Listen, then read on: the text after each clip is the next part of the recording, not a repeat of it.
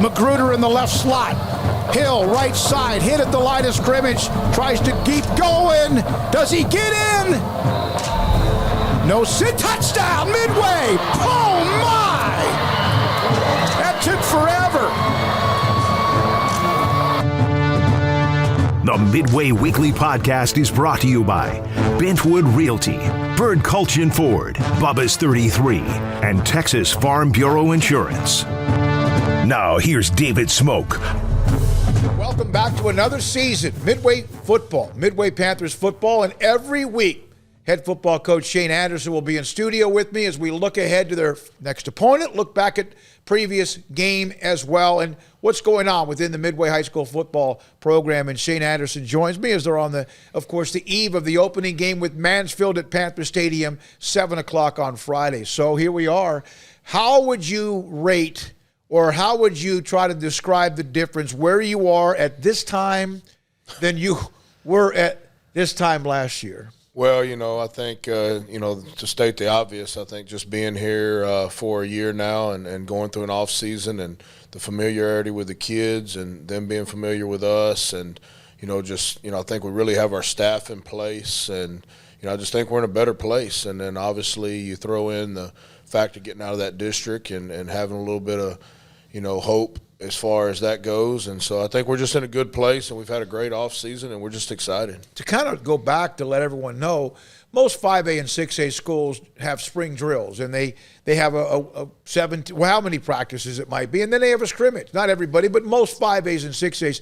And you decided that you needed to focus on the weight room and conditioning and just really almost the mentality of being a team, the camaraderie and off-season, and you decided to have the extra week in August. Looking back on it, are you happy you did that? Absolutely. I think, it has, we don't want to leave any meat on the bone in the off-season in the weight room, that type of deal. But at the same time, I'm just not a spring ball guy. I did it as a coordinator at the 6A level, and it just wasn't one of my favorite things. And I think if you look back and, we really encourage our kids at Midway to play everything, run track, play baseball, be involved. And I think, it can be a grind on the kids and the coaches. And so I think, with all those things going into it, and then I think the final straw that you have to look at is what UIL is allowing us to do in the summer and the carryover. And you're just not going to convince me that a 16, 17-year-old kid carries over from April or May to August. I think it's a steady deal,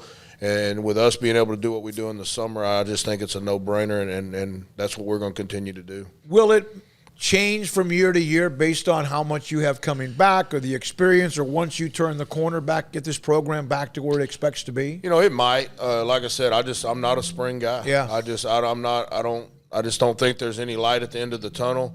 You go out there, you bang on each other, and there's really nothing at the end of the week besides a scrimmage. And then everybody says, well, you got a spring game. Well, that's fine and good, but if you go around the state and you look at these 5A and 6A spring games, tell me how much their starters are playing. And like the last preseason game of the NFL. Yep, that's exactly what it is. And so, like I said, I just think that there's you can get a lot more done in the amount of time we're given. If you really, really focus on it. And we still do football. It's just it's non-contact. And so, I think our kids really enjoyed it. I think our coaches really did a good job of planning. And we did the insertion, and then it just carried over into the summer, and then we carried it right over. And then I really like that extra week in the fall. You don't feel rushed, and you get 2 scrimmages, and I just feel like we're in a good place. You are in a new district, obviously, kind of the old district or partially the old district with new teams like Hutto and Weiss out of Pflugerville, who's a heck of a program. Bryan has been in and out, and, of course, you still have the Temple and Harker Heights and Coppers Cove. Obviously, it's a different district when you don't have the names of DeSoto and Duncanville and Cedar Hill with who they normally are. But Mansfield was a part of your district the last couple of years, and now you have them as an opening game. And there's Jeff Hume coach there, then was at Midway. He's now at Legacy up in Mansfield. Is this just a really just common game because of distance and also because you guys know each other? Yeah, I think, you go back all the way to when Coach Hume was there and Coach Gamble was at Midway when I was a coordinator. And, we played them. We played them in the playoffs. We played them in non-district. And then, obviously the last 2 years being in the district. And I just think, like I told you the other day, it's a proximity deal. I think, you're going to have to play when you're the only 6A in Central Texas or in the Waco area. You're going to have to play, Metroplex and Austin schools, and you're going to play good ones because if they're not any good, they can find a game within 5 minutes of each other, and if they're good, then they're going to have to branch out and start moving around. And I think you can look at some of the games this week, with Austin and Metroplex schools meeting halfway and playing, and it's just at the big school level, it's just different. And so we're excited about opportunity. Played them well last year. It was a close game, for 4 quarters, and I think it was 3-0 at halftime. And so it's one of those deals where it's a good matchup. Both of us are, old school, hit you in the mouth, play good defense, take care of the football kind of guys. And, I just think it's a good matchup. And then, you always know they're going to have, 2 freshman teams and 2 JV teams. And that goes into it a lot, too. You want to make sure your younger kids get games. So you mentioned the offseason, and you gave me a stat that at some point at the end of last year or earlier this year, you had 17 players, student athletes, who had – the 1,000-pound or more threshold of the 4 different type of weight exercises. Where are you now? We're over 50. Our kids have done a great job of buying into the weight room, and Coach Ryan Tedford's done a great job of taking my vision for the weight room and kind of how I want to do things and putting it into play and coming up with a plan for our kids. And, if that January to spring break area, we lifted 5 days a week. And then, once we started getting into some ball in our boot camp phase of off season, we cut it back to 4. And then we were 4 in the summer. And then even during the season, we're going to lift 3 days a week. And so, the weight room is just important to us. I think it's important for kids' confidence. I think when you get under a bar, whether it's squat or bench or power clean, and you get after that bar and you see yourself and getting stronger and you feel yourself getting stronger, I think that's where the confidence comes from. It comes from time on task, and if a kid's willing to put in the work, they're going to be more confident in what they're doing. Speaking of confidence, obviously the last 2 years it's been tough, and Midway's never been in this position before, or I can't remember when, and so you have these games open up with Mansfield, then you go on the road to Permian and that tradition out there. How important is it just for something good to happen? Obviously you want to win the game, but to look good, look like a football team, have big plays, have guys make plays during big moments. That's what you dream for. That's what you hope for. That's what they want. How big is that early? Well, I think it's very important that our kids have some success. Obviously, like you said, we want to win every game we go on the field, but we also got to keep in perspective that these first 4 games have no implication on our team goals, and they have no implications on us being a playoff football team. We've really, really got to do a great job of using them to get us prepared for district and finding out who can do what. We're going to play a lot of guys the next couple weeks and give some young guys an opportunity to get out there against other people's starters and find out where they're at. And that way, if we do have to have them or something does happen, that those kids are ready and we're not, doing them a disservice. And so we're excited about the opportunity. We got 4 really, really good non-district games. It sets up really nice for us. We're going to get to play at a neutral site. We're going to get to travel to Odessa on charter buses, play in Ratliff Stadium, play Rockwall Heath, who's, the last couple of years have just been an unbelievable football team. I think they're a top 20 team this year. And so, it's just a great opportunity for the Midway Panthers. So Reed Tedford, your quarterback, he's got the size. I saw him in the scrimmage when you had the 3 scrimmages, the 3-way with Lake Belton and also with Legacy out of Midland. He just looked more comfortable. And obviously he's a year older, bigger, stronger, understands things better. Last year at times the offense it was erratic across the board. How much do you see improvement in what he brings to the table this year? It's night and day. First of all, Reed's a coach's kid. He's going to show up to the field house every day, with his lunch belt. He's going to go to work. And so, that's who you want playing quarterback. He's a great student. He's a student of the game. He's just a great young man. And, he lacked some confidence last year. That was his first opportunity to play on the big stage and to be the quarterback. And, we ended up making a change, late in the season. And, kind of by then our season was kind of already gone, so to speak. And, Reed he embraced the offseason, and Coach Allison and him spent a lot of time, on film and video, and he's turned into a leader for us. And I think that's evident. He was elected a team captain by his peers and by his teammates, and so that says that they trust him.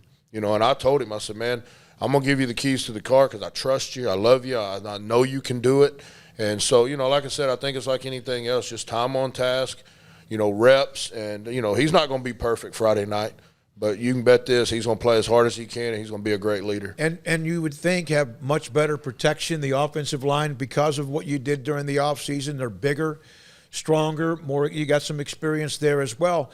You have Dom Hill to run the ball with, and a Magruder among some others. Junior Thornton, a weapon. Obviously, I love what Lowrance did last year. He made some plays for you as well, especially that Waco High game made a big catch. And of course, we know what Junior can do. So, the offensive line, I mentioned them. That's much improved just because it has to be. But K'Ron Johnson and what he's brought now to you, a good friend of yours, played at Cuero, huge lineage, played at Baylor when they were making their run. What was it like to get him on staff? It was big. It's K'Ron and I go way back, and he was one of the reasons that we were able to do what we did at Connolly. And, I wanted to hire him last year. It was just so late, and got him back. And, I think he got here right after spring break. And, man, he's lit a fire on that side of the ball and that staff. I mean, those guys, I would put our defensive staff up against any defensive staff in the state of Texas. And they go to work every day. And the thing that K'Ron does, he's great X's and O's. And, I think he's wise among his years as far as the scheme and the experience of coaching. But, man, he just gets kids to play hard all the time, and he gets all 11 to play hard. He don't just get his position to play hard.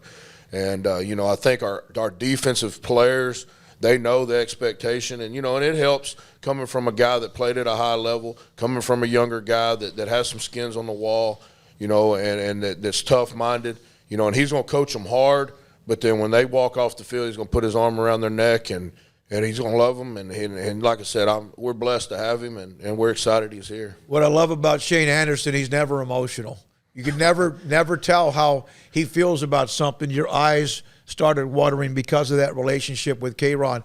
I guess the last question to me, one of the problems last year was the special teams. Now, Satterfield was able to kick some field goals, but the punt game, it wasn't good, and it was just constantly a battle. How much have you been able to tighten that up? We've done a great job of tightening that up. Obviously having Satterfield back, and having that experience. And, man, he's had a great that kid works his butt off. He's been to camps all over America. All over, and that's a tribute to his parents for giving him those opportunities and understanding what it takes to be a kicker. I'm no kicking expert at all, and it's hard to coach kickers. And, I tell them, I said, this is what time you need to be here.